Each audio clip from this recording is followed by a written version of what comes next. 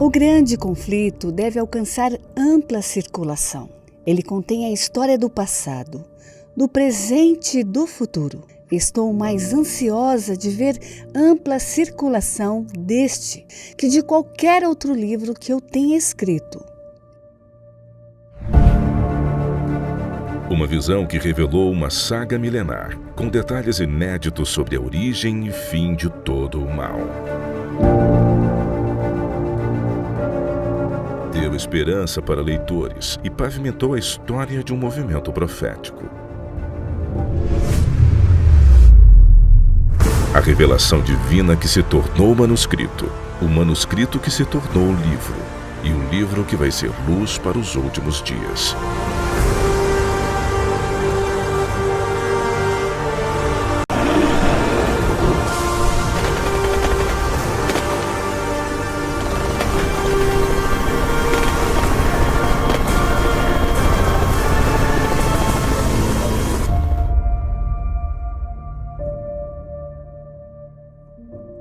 Meus irmãos, tende por motivo de toda alegria o passardes por várias provações, sabendo que a vossa provação, a provação da vossa fé, uma vez confirmada, produz perseverança. Nos dias das controvérsias de Lutero com Roma, Carlos V subiu ao trono da Alemanha como novo imperador. Frederico, o eleitor da Saxônia, foi o grande responsável por Carlos chegar ao trono. E ele então insistiu com o novo imperador que ele não tomasse nenhuma providência contra Lutero antes de ouvi-lo. Isso colocou o novo imperador em uma posição bem embaraçosa, pois os seguidores do Papa só ficariam satisfeitos com a morte de Lutero. A Assembleia se reuniu na cidade de Worms e pela primeira vez os príncipes da Alemanha conheceriam seu jovem monarca. Oficiais da Igreja, do Estado, embaixadores de todas as terras estrangeiras, todos compareceram a Worms. No entanto, o assunto que despertava o mais profundo interesse era Martinho Lutero. Carlos V havia instruído que levassem Lutero para Worms, garantindo proteção e prometendo-lhe o livre debate.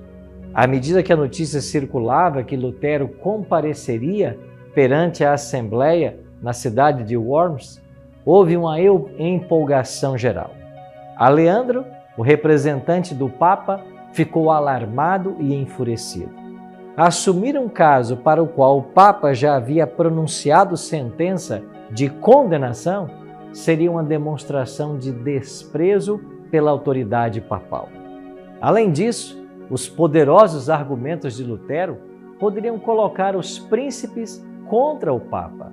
Então Aleandro insistiu para que Carlos V não permitisse que Lutero comparecesse a Worms e induziu o imperador a colocar em prática as decisões papais. Vencido pela insistência, Carlos V então convocou Aleandro para apresentar sua causa perante a Assembleia. Com erudição, eloquência, ele tentou minar a reputação de Lutero, retratando-o como um inimigo da Igreja e do Estado. Ele disse: nos erros de Lutero há suficiente para justificar a queima de 100.000 hereges. A maior parte da Assembleia sentia-se inclinada a condenar Lutero e sua doutrina, mas algo estava para acontecer.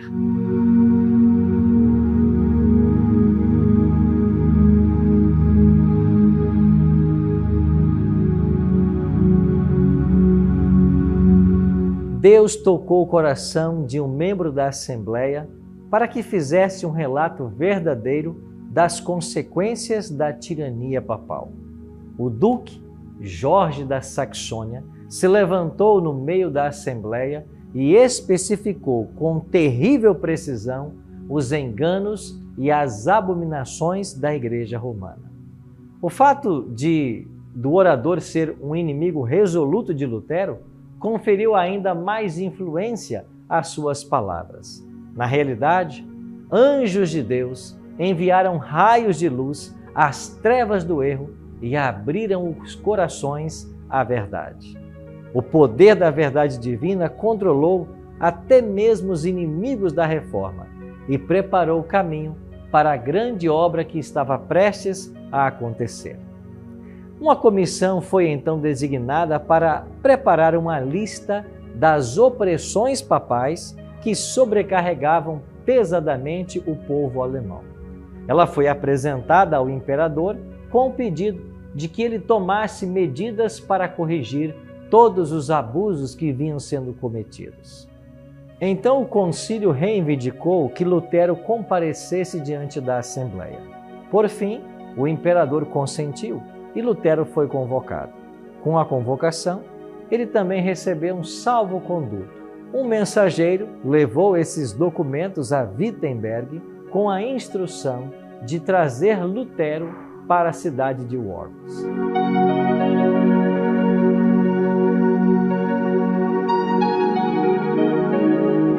Enquanto o reformador seguia seu caminho, uma multidão zelosa se reuniu ao seu redor e vozes amistosas o advertiram contra as autoridades católicas. Vão queimá-lo, disseram alguns.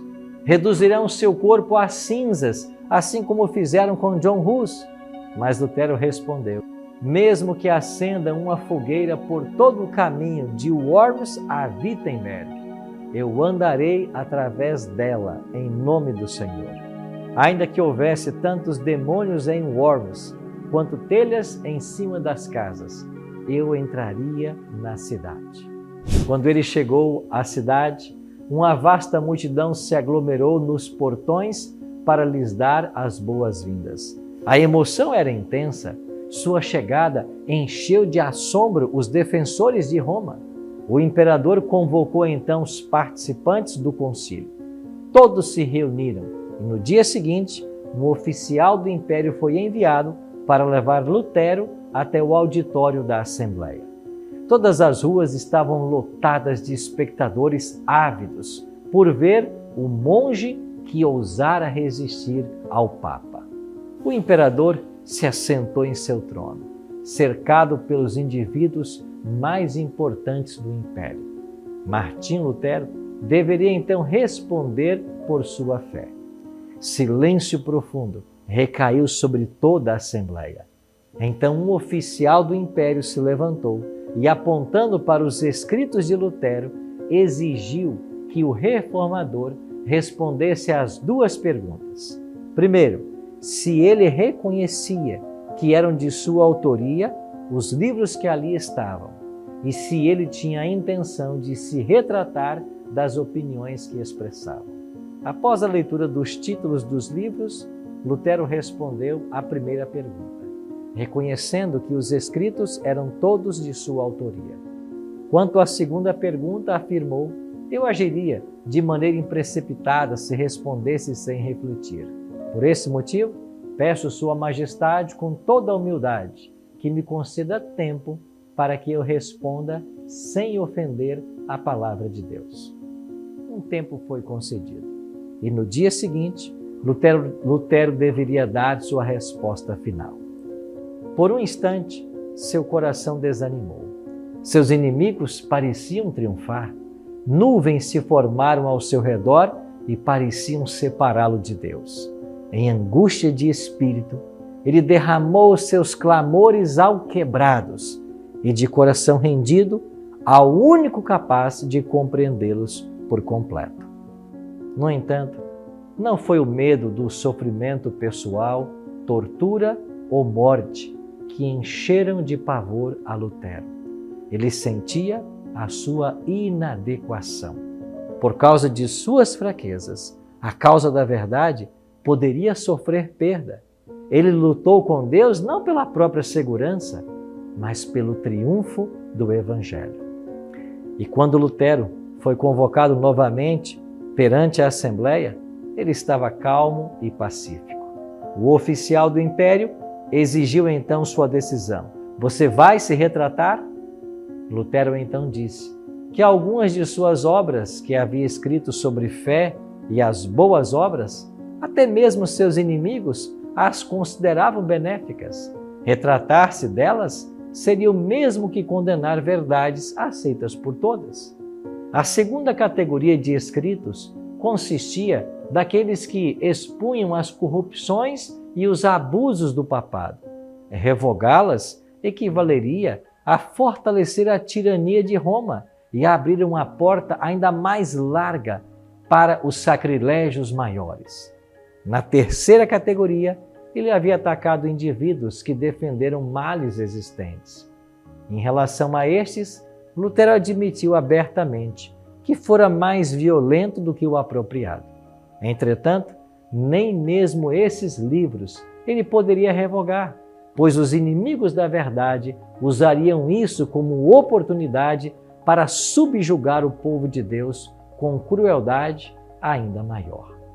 Lutero então disse: convençam-me, com base nos escritos dos profetas e dos apóstolos, que eu estou errado. E assim que me convencerem disso, eu me retratarei de cada erro e serei o primeiro a pegar os meus livros e a lançá-los no fogo. O porta-voz da Assembleia disse irado: você não respondeu à pergunta que lhe foi feita? Deve dar uma resposta clara, precisa. Você vai se retratar do que escreveu ou não? Então Lutero respondeu: não posso sujeitar minha fé nem ao Papa, nem ao Concílio, pois é tão claro quanto a luz do dia que eles erraram com frequência e contradisseram uns aos outros. A menos que eu esteja convencido pelo testemunho das Escrituras, não posso me retratar, nem o farei, pois não é seguro para um cristão falar contra a sua consciência. Aqui estou. Não há nada mais que eu possa fazer. Que Deus me ajude. Amém.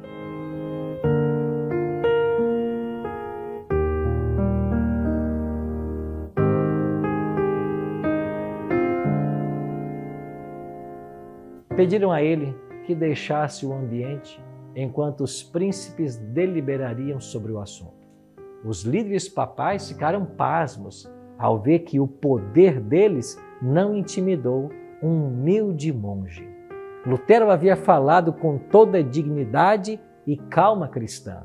Suas palavras eram livres de sentimentalismo e equívocos. Ele perdera a si mesmo de vista, sentindo apenas que estava na presença daquele que é infinitamente superior aos papas, aos reis e imperadores.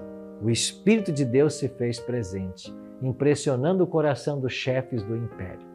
Vários príncipes reconheceram que a causa de Lutero era justa, e o eleitor Frederico ouviu o discurso de Lutero com profunda emoção.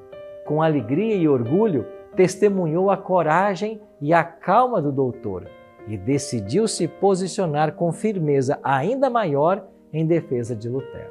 Quando o representante do Papa viu o efeito que o discurso de Lutero havia provocado, decidiu usar todos os meios ao seu dispor para ocasionar a queda do reformador. Com eloquência, habilidades diplomáticas, ele apresentou ao jovem imperador o perigo de sacrificar a amizade e o apoio de Roma pela causa de um monge insignificante. No dia seguinte, Carlos V, então, anunciou à Assembleia a sua determinação de exaltar e proteger a religião católica. Tinha a intenção de usar medidas vigorosas contra Lutero e as heresias que ele ensinava. Contudo, declarou que o salvo-conduto que ele havia dado seria respeitado. Lutero poderia voltar para casa em segurança. As ameaças contra Lutero circulavam por toda parte, despertando comoção em toda a cidade. Mas o entusiasmo popular a favor de Lutero convenceu o imperador e a Assembleia de que qualquer injustiça cometida contra ele colocaria em risco a paz do império e a estabilidade do trono. Logo, o imperador ordenou que Lutero voltasse para casa. Sua condenação viria depois. Nuvens ameaçadoras pairavam sobre o caminho. Porém, ao deixar Worms, o seu coração estava cheio de alegria e louvor. Não muito tempo depois que Lutero partiu de Worms, os líderes católicos conseguiram convencer o imperador Carlos V a promulgar um edito contra Lutero. O reformador foi denunciado como o próprio Satanás em forma humana e vestido com roupas de monge. E assim que o salvo-conduto expirou, todos foram proibidos de abrigá-lo ou de ajudá-lo com qualquer palavra ou ato. Lutero deveria ser entregue às autoridades e seus seguidores também seriam presos e perderiam suas propriedades. Seus escritos deveriam ser destruídos e, por fim, todos que ousassem agir de forma contrária ao decreto seriam incluídos em sua condenação.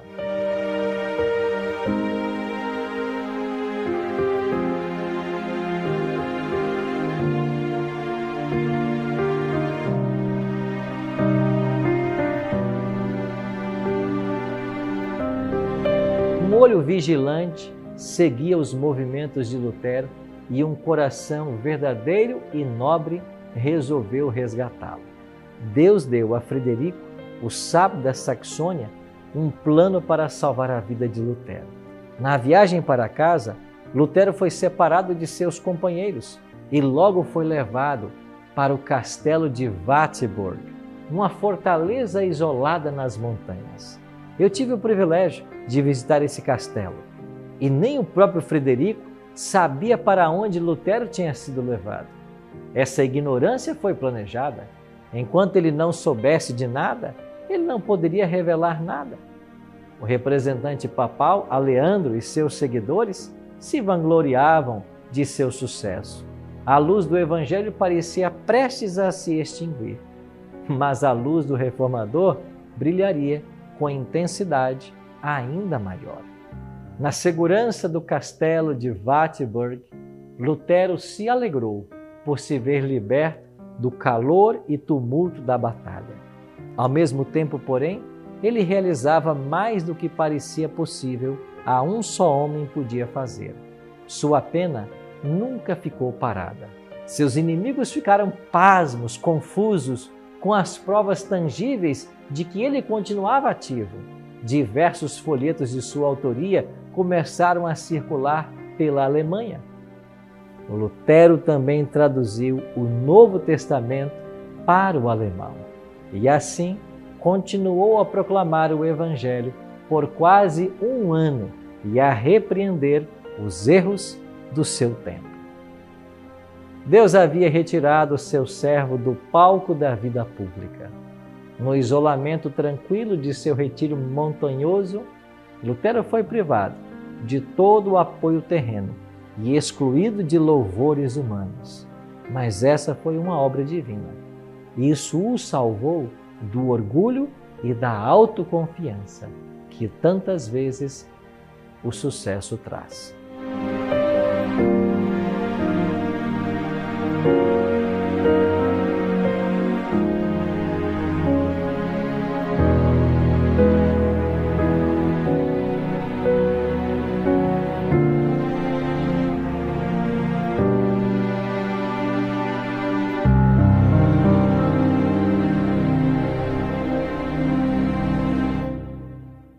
Na rua. O Flávio, você é da igreja? Assembleia de Deus. Assembleia de Deus. O que você está fazendo hoje aqui na rua? Mostra o que tem na mão. Estou fazendo entrega desse livro. Ele está entregando o livro Grande Conflito. Dá uma olhada aqui para o carrinho dele. Tem vários outros exemplares aqui. Desde que hora você está? Saí de casa 3 e pouca da tarde. 3 e pouca. Tá? Quantos você já distribuiu? Olha, deixa eu ver aqui quantos quilos eu tenho. Aqui nessa caixa é 64 que cabe. Certo. 64 livros. Deixa eu ver quantos quilos eu tenho. Ainda tem bastante, hein? Deixa eu ver. 3, 6, 9, 10, 14 livros.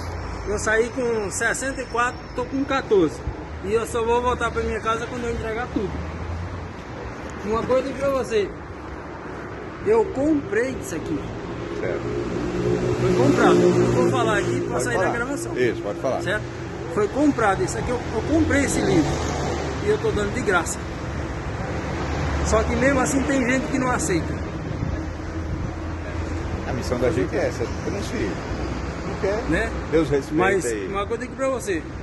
Se eu conseguisse de graça isso aqui para me entregar, pelo menos 2 caixas dessa daqui, eu garanto que durante o dia eu entregaria e eu só voltaria para casa quando não tivesse mais nada.